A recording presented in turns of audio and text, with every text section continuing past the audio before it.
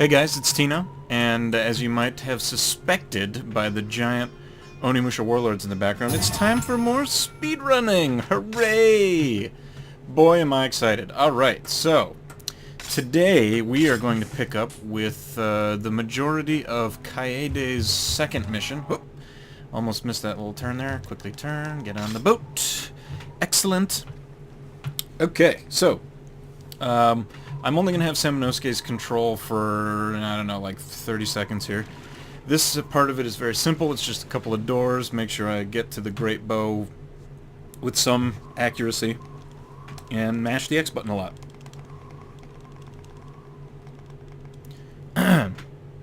Okay, and I'm pretty much right on track. There we go. Yes! Okay, and no more Samanosuke for this episode. Good stuff.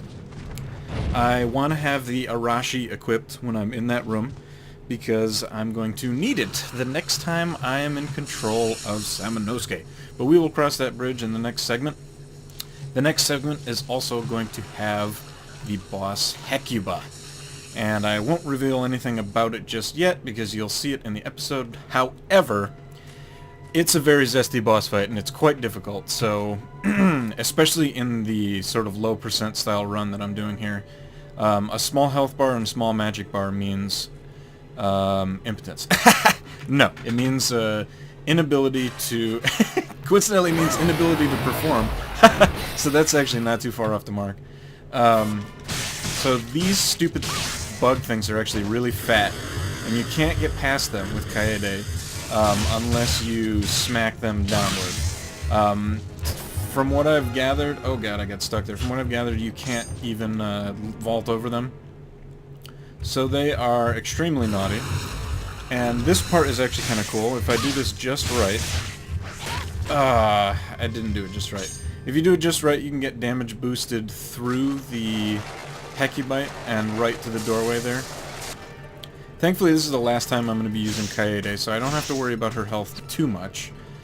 But obviously I don't want to die. I do have a safety herb, and thus far in my practices, I've actually needed it. So we will see what happens. That was a very nice little dodgerooski right around that stupid Shadow Ninja. Ah! The poles. Oh, no, no, no! Oh, oh god, oh god. Come on, come on, come on. Alright, so I am actually going to use my safety herb here, because that was ugly. What I was going to say is that those stupid poles that hold up the bridge are very squirrely, and if you get stuck on them, it's dangerous in that room. In this room, there's a blue knight off-screen. One more, perfect. The blue knight is a very naughty gentleman, and he is basically the main reason that I won't be able to progress further in that direction. In this area, the hallway is so tight that it's just easier, and I find faster to just chop through those guys to get to this next area. I can totally skip the ladder there. There's going to be two guys that are going to shoot arrows at me. And now I need to just hook it right around the corner here. There's actually a sword guy who I managed to essentially ignore, so that's good. Upstairs here I need to get the decorated arrow from this one. Left, left, middle, right, right, middle, middle. Give me that arrow right now. Okay. And swoop around this naughty guy. And I'm automatically looking at the door there, which is really handy. And I'm almost looking at the right door there.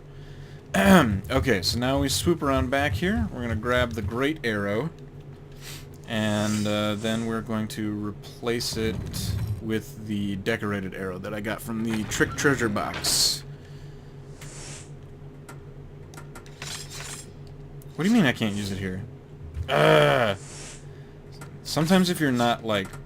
Stop it. If you're not perfectly facing this stupid pedestal, it's hard to place. And, honestly, as you might expect, basically in any speedrun, you don't want to open the menu more than you have to. No, open the chest, you stupid ninja woman! Jesus, make me a ninja sandwich, damn it. I'm sorry.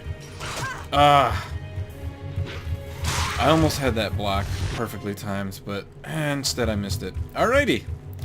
And I am actually going to end this segment right here. And I'll talk a little bit about why in just a moment.